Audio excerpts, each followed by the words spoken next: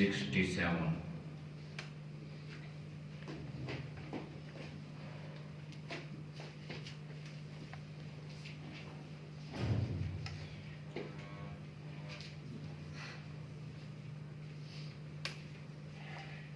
أعوذ بالله من الشيطان الرجيم. بسم الله الرحمن الرحيم. وقال يا بني لا تدخلوا من باب واحد وادخلوا من أبواب متفرقة وما أغني عنكم من الله من شيء إن الحكم إلا لله عليه توكلت وعليه فليتوكل المتوكلون. ولما دخلوا من حيث أمرهم أبوهم ما كان يغني عنهم من الله من شيء إلا حاجة في نفس يعقوب قضاها وإنه لذو علم لما علمناه ولكن أكثر الناس لا يعلمون. ولما دخلوا على يوسف آوى إليه أخاه قال إني أنا أخوك فلا تبتئس بما كانوا يعملون. صدق الله العظيم. ترجمہ. وقال اور کہا یا بنی اے میرے بیٹو لا تدخلوا مت داخل ہونا من باب واحد ایک ہی دروازے سے وادخلوا اور داخل ہونا من ابواب متفرقہ الگ الگ دروازوں سے. وما اغنی اور کام میں نہیں آ سکتا عنکم تمہیں من اللہ اللہ سے من شیء کچھ بھی. ان الحکم نہیں ہے حکم الا للہ مگر اللہ ہی کا ہے. علیہ توکلت اسی پر میں اعتماد کرتا ہوں توکل کرتا ہوں. وعلیہ فلیتوکل المتوکلون اور اسی پر اعتماد کرنا چاہیے اعتماد کرنے والوں کو. ولما اور جب داخل ہوئے من حیث جہاں سے امرہم ان کو حکم دیا تھا ابوہم ان کے باپ نے. ما کانا جو تھا یا نہ تھا یغنی کام آیا عنہم ان کے من اللہ اللہ سے من شیء کچھ بھی الا مگر حاجتاً حاجت تھی خواہش تھی فی نفسی یعقوب کے جی میں قضاہا اس کو پورا کر دیا گیا. وَإِنَّهُ لَذُو عِلْمِ اور بے شک وہ علم والا تھا لما علمناہ جو ہم نے اسے علم دیا. ولیکن اور لیکن اکثر الناس زیادہ لوگ لا یعلمون نہیں جانتے. ولما اور جب داخل ہوئے علی یوسف یوسف پر آوا ٹھکانہ دیا الیہ اسے اس نے اخاہ اپنے بھائی کو قال فرمایا انی انا اخوکا بے شک میں تیرا بھائی ہوں. فلا تبتئس پس غم مت کرنا بما کانوا یعملون جو کچھ یہ لوگ کرتے ہیں.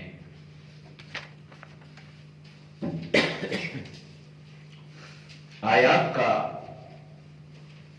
ما قبل آیات کے ساتھ ربط اور تعلق یہ ہے، برادران یوسف اپنے والد گرامی حضرت یعقوب علیہ السلام کے سامنے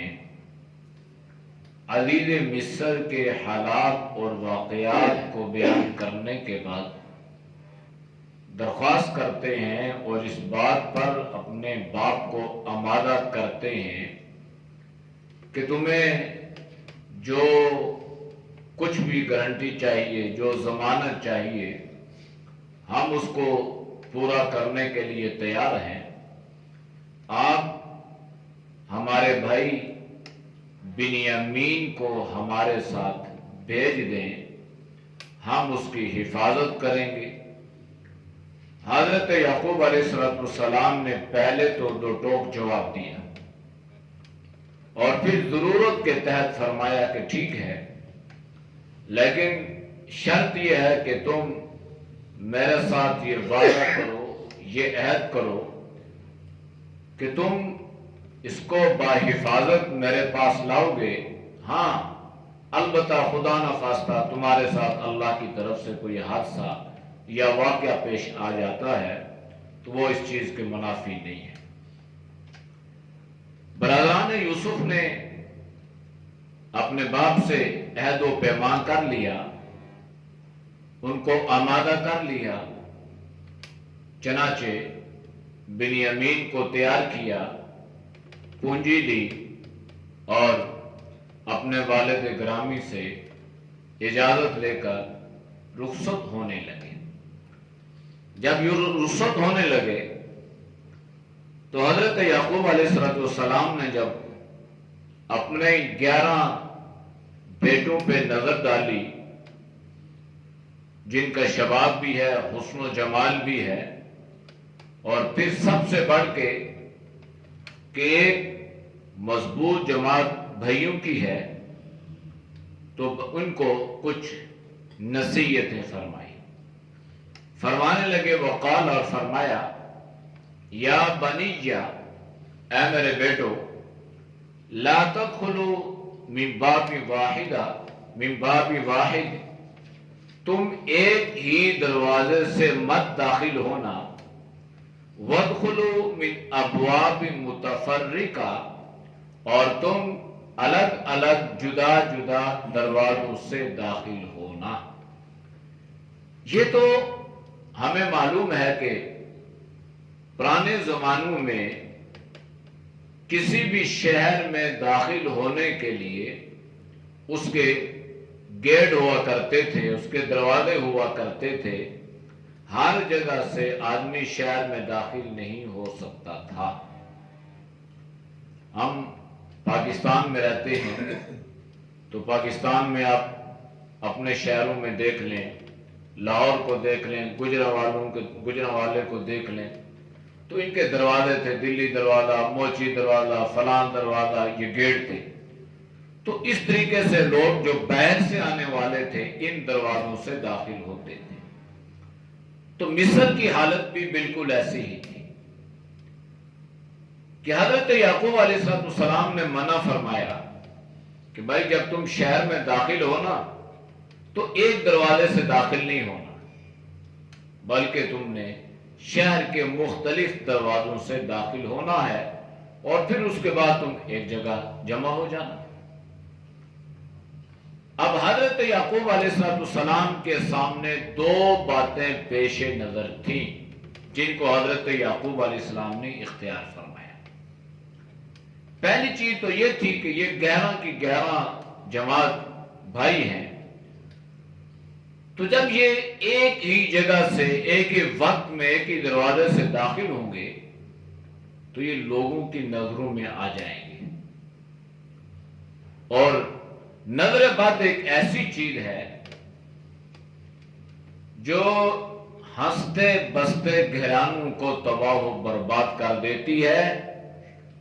بلکہ آپ صلی اللہ علیہ وسلم نے یہاں تک فرمایا کہ یہ موت کی گھاٹیوں میں اتار دیتی ہے۔ تو پہلی بات جو حضرت یعقوب علیہ السلام کے پیش نظر تھی وہ تھی نظر بد، اور دوسری بات یہ تھی کہ ان پر کچھ ظاہری طور پر کچھ خطرات بھی لاحق ہو سکتے تھے، اس لیے کہ جب یہ لوگ پہلی مرتبہ آئے تھے تو ان کو عزیز مصر نے کچھ زیادہ ہی توجہ دی تھی، تو یہ بات بھی لوگوں کے ذہن میں تھی، اور حسد ایک ایسی خطرناک اور موذی بیماری ہے کہ یہ انسان سے بڑا اور برے سے برا کام بھی کروا دیتی ہے۔ کسی کو مروانا ہو تو حسد کی بنیاد پر، کسی سے کوئی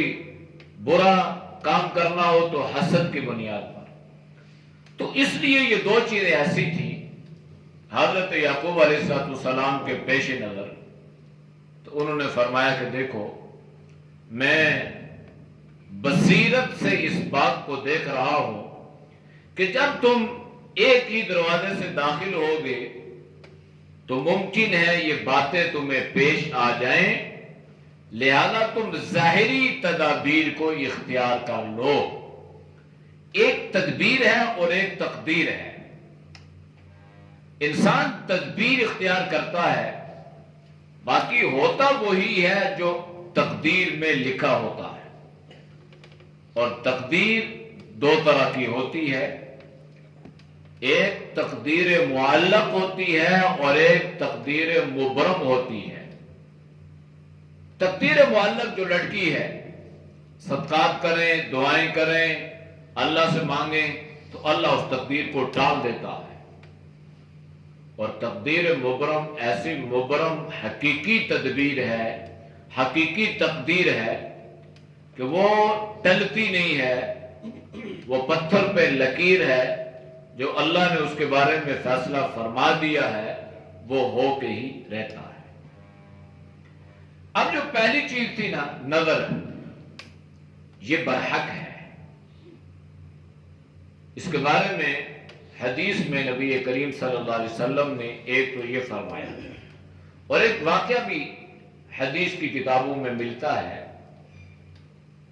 کہ حضرت سہیل بن حنیف آپ ایک چشمے پہ غسل فرما رہے تھے، آپ نے تہبند تو باندھا تھا لیکن قمیض نہیں تھی، جیسے عمومی طور پر انسان نہاتا ہے، تو آپ ایسے نہا رہے تھے تو اس کی جو دائیں بائیں کی دیواریں تھی وہ اونچی نہیں تھی، تو باہر سے آنے والا اس کی نظر انسان کے سر پہ یا اس کے کندھوں پہ پڑتی تھی۔ اور آپ بھی اکثر گاؤں میں ایسی صورتحال ہے، وہ جب کوئی آدمی نہاتا ہے تو کپڑے وغیرہ اوپر ٹانگ دیتے ہیں تاکہ دور سے آنے والے کو پتہ چل جائے کہ چشمے کے اندر نہ کوئی موجود ہے، کوئی غسل کر رہا ہے یا وضو کر رہا ہے، یہ جو بھی معاملہ ہے۔ تو یہ سہیل بن حنیف جو تھے یہ غسل کر رہے تھے، ایک صحابی رسول آئے حضرت عامر بن ربیعہ، تو جب ان کی نظر ان کے جسم پہ پڑی تو بے ساختہ ان کی زبان سے نکلا کیسا خوبصورت ہے، کیسا جمیل ہے، ایسا بدن تو میں نے آج تک کسی کا دیکھا ہی نہیں ہے، اور تھے بہت خوبصورت۔ تو اب جناب ان کی یہ بات کہنی تھی، دیکھتے ہی دیکھتے ان کے بدن پر، ان کے جسم پر دانے نکلنا شروع ہو گئے۔ تو اس بات کی خبر جناب نبی کریم صلی اللہ علیہ وسلم کو ہوئی، تو آپ نے فرمایا کہ آپ نے یہ بات کیوں نہ کہی، ماشاءاللہ کیوں نہ کہا، آپ نے لا حول ولا قوت کیوں نہ کہا؟ واللہ اگر آپ ماشاءاللہ کہتے یا لا حول ولا قوت کہتے تو یہ اس نظر بد سے محفوظ رہتے۔ تو آپ نے پھر علاج بھی تجویز فرمایا۔ آپ نے فرمایا عامر بن ربیعہ وضو کرو اور وضو کا بچا ہوا جو پانی ہے اس کو نیچے نہیں گرنے دینا، بلکہ اس پانی کے چھینٹے ان کے بدن پہ لگاؤ۔ اب عامر بن ربیعہ نے وضو کیا اور اس پانی کو محفوظ کر لیا اور اس پانی کے چھینٹے سہیل بن حنیف کے بدن پہ ایسے لگائے تو اللہ نے انہیں شفا عطا فرمائی۔ تو نبی کریم صلی اللہ علیہ وسلم بھی اللہم انی اعوذ بک من عین لامہ فرمایا کرتے تھے کہ اللہ میں نظر بد سے تیری پناہ چاہتا ہوں۔ تو یہ تیر بہدف ہیں، بہت تیز لگتی ہے اور انسان کو گویا راکھ بنا کے رکھ دیتی ہے۔ اس لیے اللہ کے نبی نے فرمایا کہ جب بھی کسی چیز کو دیکھو تو فوراً زبان سے ماشاءاللہ کہہ دو، جو اللہ نے چاہا، تو پھر آپ کی نظر سے وہ چیز محفوظ رہے گی۔ ورنہ عین ممکن ہے کہ آپ کو وہ چیز اچھی لگے یا جو بھی آپ محسوس کریں تو اس پر آپ کی نظر لگ جائے، نظر بد لگ جائے اور وہ چیز جس طرح کی تھی اس طرح کی نہ رہے، حیت تبدیل کر دے، خوبصورت بدصورت ہو جائے، صحت مند بیمار پڑ جائے۔ آپ صلی اللہ علیہ وسلم نے اس لیے اس چیز کو بیان فرمایا ہے۔ تو حضرت یعقوب علیہ السلام نے بھی فرمایا کہ دیکھیں، ایک جگہ داخل ہونے سے نظر بد کا اندیشہ ہے اور صورتحال یہ کہ اگر خدا نہ خواستہ تمہیں نظر لگ گئی تو پھر نہ تمہاری یہ جوانی رہے گی، نہ شباب رہے گا، نہ تمہاری یہ وجاہت خوبصورتی رہے گی، نہ بادشاہ کے دربار میں جو تمہیں رسائی حاصل ہوئی ہے نہ وہ رہے گی۔ لہذا اس سے اپنے آپ کو بچاؤ اور ظاہری تدبیر کو اختیار کرو۔ دوسری جو چیز پیش نظر تھی وہ بھی اسباب کی دنیا سے اس کا تعلق ہے، اور وہ کیا تھی؟ وہ تھا حسد۔ بھائی پہلی مرتبہ آپ گئے ہیں تو بادشاہ سے آپ کو کچھ زیادہ حوصلہ افزائی ملی ہے، ہمارے الفاظ میں آپ کہہ لیں اسے انہیں کچھ پروٹوکول مل گیا، تو یہ بات کچھ لوگوں کی نظر میں آ گئی۔ اب جب یہ دوبارہ آتے ایک ہی جگہ سے داخل ہوتے تو لوگوں کی نظروں میں آتے، لوگ کہتے اچھا یہ وہی آگے ہیں، تو ممکن ہے کسی کے ذہن میں آپ کے خلاف کوئی سازش، کوئی تدبیر، کوئی منصوبہ پیدا ہو جائے اور شیطان اسے کسی حسد کی وجہ سے کسی برائی پر مجبور کر دے اور اس طرح آپ کو نقصان پہنچائے۔ تو لہذا اس ظاہری نقصان سے بچنے کے لیے آپ نے اس تدبیر کو اختیار کرنا ہے۔ تو معلوم یہ ہوا کہ تدابیر کا اختیار کر لینا یہ توکل کے منافی نہیں ہے کہ انسان کہ جی میں نے اللہ پہ توکل کیا، نہیں، تدبیر کو اختیار کرنا، اسباب کو اختیار کرنا یہ دین ہے، یہ شریعت ہے۔ آپ نے حضرت عیسیٰ علیہ السلام کے بارے میں یہ عقیدہ نظریہ سنا ہوگا کہ اللہ نے حضرت عیسیٰ کو زندہ آسمانوں پہ اٹھا لیا، قرب قیامت تشریف لائیں گے، آسمان سے دمشق کی کسی جامع مسجد کے مینار پر، اور اس مینار سے وہ نیچے آئیں گے۔ تو معلوم یہ ہوا کہ دنیا کو اللہ نے اسباب کے ساتھ جوڑا ہے۔ جو اللہ آسمان سے اس مینار پر بغیر کسی سیڑھی کے یا بغیر کسی وسیلے کے لا سکتا تھا، وہ اللہ ان کو زمین پر بھی بغیر مینار کی سیڑھیوں کے لا سکتا تھا۔ لیکن اللہ نے حضرت عیسیٰ علیہ السلام کو وہاں پہ جو اللہ کے نبی نے بیان فرمایا، تو اس میں اس بات کی طرف اشارہ ہے کہ اللہ نے دنیا کے نظام کو اسباب کے ساتھ جوڑا ہے اور اسباب کو اختیار کرنے کا اللہ نے حکم دیا ہے۔ ہاں، اب یہ اسباب تو اختیار کرنا ہے نا، لیکن فرمایا کہ وَمَا أُغْنِي عَنْكُم مِّنَ اللَّهِ مِّن شَيْءٍ، یہ بھی یاد رکھ لو، اسباب اختیار کرنے کے باوجود بھی اگر تمہیں کوئی تکلیف یا کوئی اذیت پہنچتی ہے تو میں تمہیں اس تکلیف سے اور اس اذیت سے نہیں بچا سکتا۔ اگر اللہ نے تمہارے مقدر میں کوئی چیز لکھ دی ہے، تم الگ الگ دروازوں سے داخل ہو، جدا جدا دروازوں سے داخل ہو، الگ الگ وقت میں بھی داخل ہو، تمہارے اوپر کسی کی کوئی نظر بھی نہ پڑے، تمہارے خلاف کوئی منصوبہ بھی نہ کرے، پھر بھی اگر اللہ نے تمہارے مقدر میں کوئی تکلیف لکھ دی ہے تو وما اغنی عنکم من اللہ، تو میں اللہ سے اس تکلیف کو تمہارے لیے بچا نہیں سکتا، میں اس تکلیف کو اس پریشانی کو جو تمہارے مقدر میں لکھ دی گئی ہے اسے دور نہیں کر سکتا۔ تو معلوم یہ ہوا کہ تدبیر کا اختیار کرنا ہے، لیکن تدبیر پہ بھروسہ نہیں کرنا کہ میں نے یہ تدبیر اختیار کی میں بچ جاؤں گا، نہیں، فرمایا تدبیر کو اختیار کر کے پھر بھی ہوگا وہی جو مشیت الہی میں ہے، جو تقدیر میں اللہ نے لکھ دیا ہے، لہذا پھر بھی اعتماد، بھروسہ، یقین اللہ کی ذات پہ کرنا ہے کہ اسباب کے اختیار کرنے کے باوجود بھی انسان موت کی گھاٹی میں چلا جاتا ہے، بڑے بڑے اسپتال، بڑا مہنگا علاج، بڑا پیسہ، بڑا سرمایہ، لیکن کوئی اسے، کوئی ڈاکٹر، کوئی پیسہ، کوئی دولت اسے بیماری سے بچا نہیں سکتی۔ بڑے بڑے حکیم جس مرض میں وہ ماہر تھے اسی مرض میں بیمار ہو کے دنیا سے رخصت ہوئے، وہ اپنے آپ کو نہیں بچا سکے۔ تو اس لیے تدبیر کو اختیار کرنا ہے، لیکن اصل میں تقدیر پر انسان کا ایمان اور یقین ہو کہ میں اختیار تو اس لیے کر رہا ہوں کہ یہ میرے دین کا حکم ہے، باقی ہوگا وہی جو میرا اللہ چاہے گا۔ ان الحکم الا للہ، اس لیے کہ حکم کس کا ہے؟ اللہ کا ہے، بس ہوگا وہی جو اللہ کا فیصلہ ہے، حکم اللہ کا ہے، امر ربی ہے،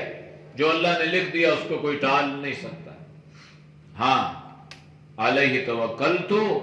وعلیہ فلیتوکل المتوکلون، میں اللہ پہ بھروسہ رکھتا ہوں، اللہ پہ اعتماد کرتا ہوں، اللہ پہ یقین رکھتا ہوں، اور ہر مسلمان کو چاہیے کہ وہ اللہ پر ہی توکل کرے،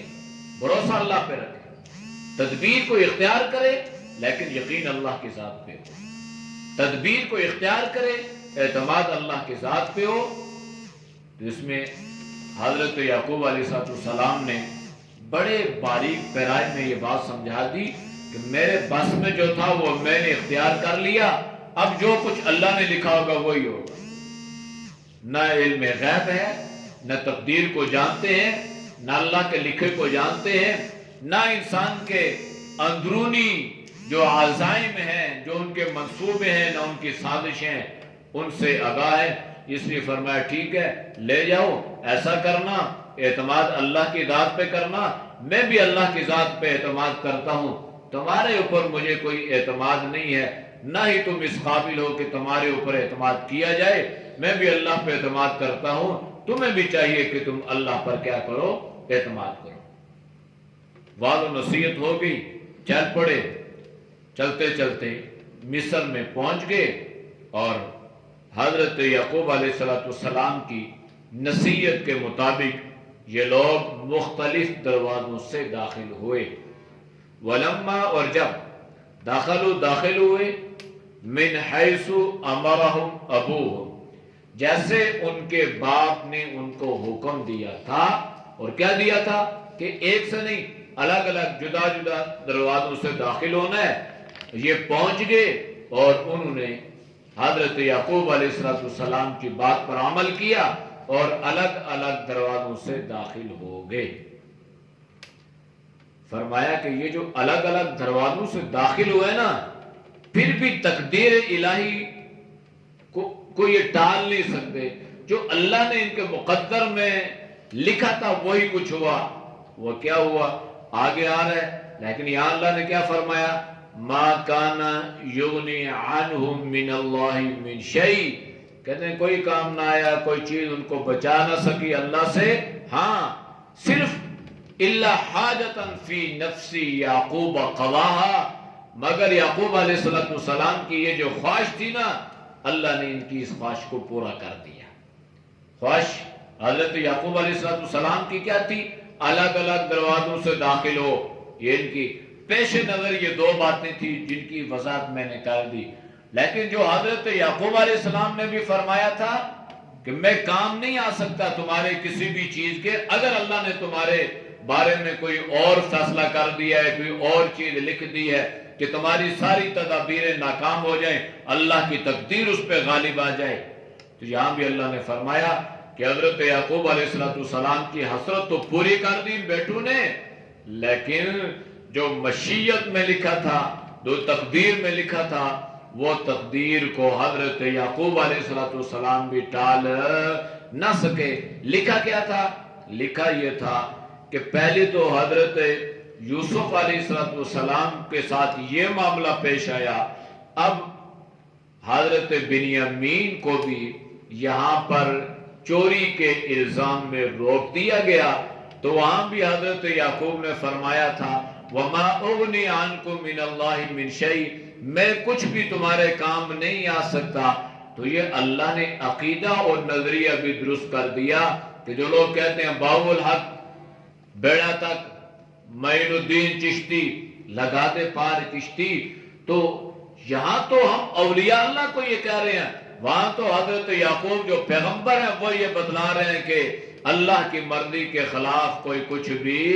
نہیں کر سکتا. اللہ نے اگر تمہارے مقدر میں وہ اذیت لکھ دی ہے تو یعقوب نبی ہو کر بھی اس اذیت اور تکلیف کو دور نہیں کر سکتے. یہ بات سمجھا رہے ہیں. اور یہاں اللہ نے اسی کا ذکر کیا کہ حضرت یعقوب علیہ السلام کی حسرت تو پوری ہو گئی کہ الگ الگ دروازوں سے داخل ہوئے, ہو تو گئے, لیکن جو اللہ نے ان کے مقدر میں لکھا تھا اس کو ٹال نہ سکے. یہ تدبیریں ان کی تقدیر پر غالب نہ آ سکی, بلکہ اللہ کی جو تقدیر تھی ان کے ساری تدابیر پر کیا غالب آ گئیں. باقی رہ گیا یہ بات وَإِنَّهُ لَذُو عِلْمٍ, حضرت یعقوب علیہ السلام کی عصمت پہ بیان کر دی. یہ بات نہیں ہے کہ حضرت یعقوب علیہ السلام کے پاس کوئی علم نہیں تھا, صاحب بصیرت بھی ہیں, بصارت بھی ہیں اور علم والے بھی ہیں, اس لیے ایک نبی ہیں. اور نبی کا جو علم ہوتا ہے اپنے زمانے میں اس وقت سب سے زیادہ علم جو اللہ عطا فرماتا ہے وہ انبیاء علیہ السلام کو عطا فرماتا ہے. تو فرمایا وہ علم والے بھی تھے, ہم نے انہیں علم بھی دیا تھا, لیکن اکثر لوگ جانتے نہیں ہیں, اکثر لوگوں کو پتہ نہیں ہے. جس کے پاس اللہ کی طرف سے علم لدنی آ جائے, علم اکتسابی آ جائے, یہ علم اللہ اسے عطا کر دے اور نبوت اللہ اسے عطا کر دے, پھر بھی وہ یہ کہہ رہا ہے کہ جو کچھ اللہ نے تمہارے مقدر میں لکھ دیا میں اس کو ٹال نہیں سکتا. تو آج کے یہ لوگ مسلمان کلمہ گو کہتے ہیں جی یہ فلاں کی وجہ سے یہ مصیبت ٹل گئی اور فلاں جو ہے یہ مصیبت کو ٹال سکتا ہے. نہیں بھائی, اللہ نے جو لکھا ہے اس کو کوئی ٹال نہیں سکتا. ہاں یہ عقیدہ اور یہ نظریہ انسان بنائے کہ ہمارے جو اعمال ہیں نیک اعمال کریں گے تو اللہ کی رحمتوں کا نزول ہوگا, برے اعمال کریں گے تو پھر اللہ کی گرفت اور اللہ کی طرف سے ہمارے اوپر پکڑ اور آزمائش آئے گی. وَلَمَّا دَخَلُوا, اور جب یہ داخل ہوئے عَلَى يُوسُفَ, اب آگے پہلے تو مصر میں داخل ہوئے تھے نا, دروازوں سے الگ الگ داخل ہو کے اکٹھے ہوئے. اب جناب یہ شاہی محل میں داخل ہو گئے, حضرت یوسف علیہ السلام سے ملاقات ہو گئی اور انہوں نے کیا کیا جناب, انہوں نے بنیامین کو سب سے پہلے حضرت یوسف علیہ السلام کے سامنے پیش کر دیا. بھائی آپ نے کہا تھا نا کہ آنا نہیں ہے میرے پاس, اگر اس کو نہیں لے کر آؤ گے تو ہم نے آپ کی چاہت کو پورا کیا ہے, ہم پونجی بھی لے کے آئے ہیں اور ہم آپ اس اپنے باپ شریک بھائی کو بھی لے کر آئے ہیں. تو ہم سچے تھے, ہم آپ سے جھوٹ نہیں بول رہے تھے. آپ نے تو اس لیے کہا ہوگا نا کہ جناب آپ نے ہمارے ساتھ جھوٹ بولا ہے. یہ جھوٹ نہیں تھا, ہم نے آپ سے کہا تھا کہ ہمارا باپ شریک بھائی وہاں پر ہے, ہمیں 1 اونٹ غلے کا دے دیں. تو آپ نے کہا تھا نہیں ملے گا, اسے لے کے آؤ, نہیں لے کے آؤ گے تو میرے پاس نہ آنا. یہ سارے اب یہ کہہ رہے ہیں نا, یہ ان کو ذرا شے ملی ہوئی ہے اور وہاں دربار میں حضرت یوسف علیہ السلام کے سامنے اس طریقے سے کہہ رہے ہیں جیسے انہوں نے بڑا تیر مارا ہے یا بڑا ان کے اوپر یہ کوئی انہوں نے احسان کیا ہے کہ نا ہم لے آئے ہیں انہیں. اچھا, اب حضرت یوسف علیہ السلام نے سوچا بھئی اب یہ لوگ تو بڑے تیز ہیں، اب میں اس سے کس طرح آپس میں تنہائی میں بات چیت کروں؟ ٹھیک ہے بھائی ایسا کرو، یہ 5 کمرے ہیں، 2 بیڈ لگے ہیں، تو آپ 2 آدمی اس کمروں میں چلے جائیں۔ اب 10 بھائی تو چلے گئے بھائی، ایک کمرے میں 2 آدمی، 2 بیڈ، 2 چارپائیاں، بیڈ بستر جو بھی تھے ان کی شاہی توازو ہو رہی ہے، شاہی مہمان جو ہے۔ اب حضرت بنیامین بچ گئے، 11ویں تھے، فرمایا ٹھیک ہے یہ بچ گیا، اب میرے ساتھ رہنا۔ اب یہ دونوں بھائی اگٹھے اللہ نے کر دیے، تو جب انہیں تنہائی میں موقع ملا تو حضرت یوسف نے بنیامین کو پریشان نہیں کیا، بھئی ایسا نہ ہو کہ یہ کہے جی کہ میرے بھائی پتہ نہیں کدھر ہیں، کن کمروں میں، اور میں اس غیر آدمی کے پاس جو ہے یہ، تو فوراً جب تنہائی میں موقع ملا نا تو حضرت یوسف علیہ السلام نے، قرآن نے کہا یوسف آوا الیہ اخاہو، یعنی حضرت یوسف نے اپنے بھائی کو ایک سپیشل مزید اس کو پروٹوکول دیا اور اس کو اپنے دولت خانے میں جگہ دی، اور فوراً اسے فرما دیا، فرمایا قال انی انا اخوک، فرمایا کہ میں تیرا بھائی ہوں، فلا تبتئس بما كانوا يعملون، لہذا جو کچھ ان لوگوں نے کیا ہے نا اس پہ تمہیں پریشان یا غمزدہ ہونے کی ضرورت نہیں ہے۔ اعوذ باللہ من الشیطان الرجیم، بسم اللہ الرحمن الرحیم، وقال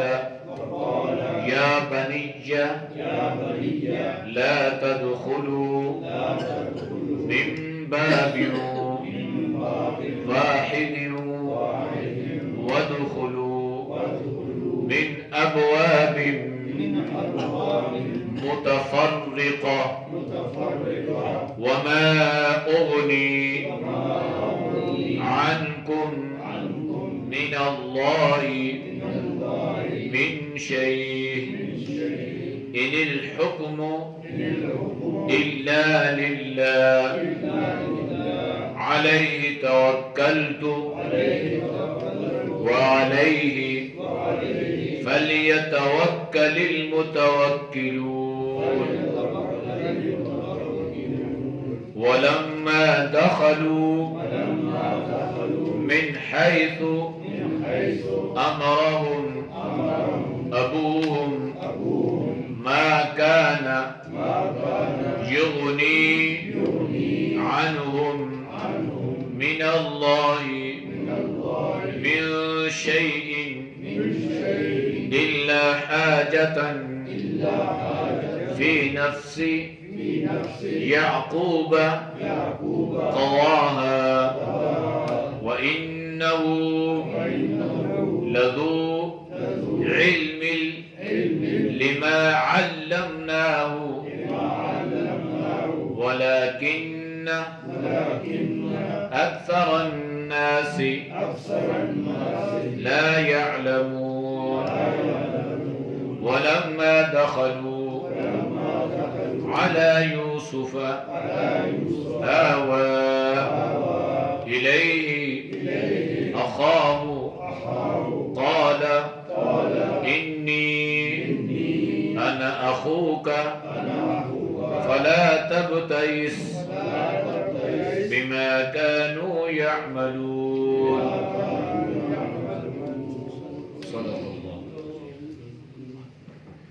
الحمد لله رب العالمين والعاقبة للمتقين والصلاة والسلام على النبي الأمي الكريم